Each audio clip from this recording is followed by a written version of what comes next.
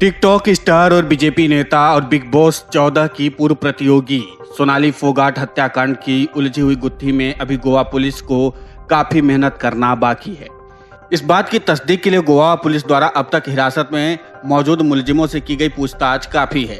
अब तक पुलिस के हाथ जो कुछ लगा है उसके मुताबिक तो कत्ल की इस डरावनी कहानी का ताना बाना डांस, ड्रग्स, सेक्स और ब्लैकमेलिंग के इर्द गिर्द ही बुना हुआ दिखाई दे रहा है।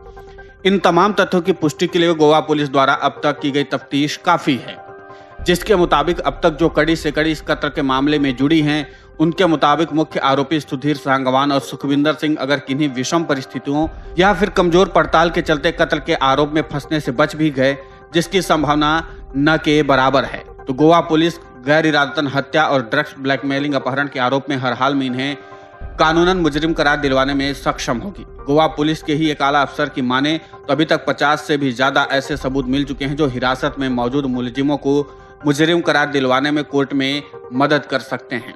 इसके लिए सिर्फ मुलजिमों को सुखविंदर सिंह और सुधीर सांगवान के बयानों पर ही आगे नहीं बढ़ रहे हैं, बल्कि हमारे पास साइंटिफिक एविडेंस भी मौजूद है। कोर्ट बयानों को अगर एक बार नहीं भी मानेगी तो हमें अपने पास मौजूद गवाहों और सबूतों पर पूरा विश्वास है कि जो आरोपियों को कोर्ट में दोषी सिद्ध करवाने में मददगार साबित होंगे ही।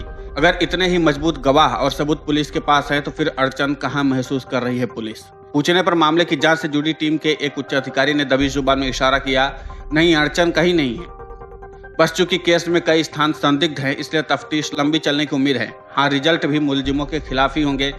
तफ्तीश के बाद यह भी तय है कि फॉरेंसिक साइंस एक्सपर्ट्स की रिपोर्ट और उनकी गवाही, अन्य चश्मदीद मुलजिमों के बयान और उनके बयानों से जुड़ते तफ्तीश में मिले सबूत, ये सब कानून की मदद में सहायक होना तय है। गोवा पुलिस के अन्य अधिकारी के मुताबिक मुलजिमों के आपस में दिए बयानों में विरोधाभास भी है और ये विरोधाभास भी उन्हीं के खिलाफ जा रहा है। कुछ बयान उनके आपस में मेल भी नहीं खा रहे हैं। जो विरोधाभासी बयान हैं उनको मजबूत करती कड़ियां तकरीबन जोड़ी जा रही हैं। क्या ये मामला ब्लैकमेलिंग, ड्रग और अपहरण तीनों से जुड़ा हुआ है? पूछने पर सोनाली हत्याकांड की तफ्तीश से जुड़े टीम के एक अन्य सदस्य ने पहचान छिपाने की शर्त में कहा, अपहरण का मामला तो सीधा सीधा बन ही चुका है। जब पीड़िता को बहला फुसला कर गलत बयानी करके हरियाणा से गोवा लाया गया, उसके बाद गोवा पहुंचते ही उसकी संदिग्ध परिस्थितियों में मौत भी हो गई।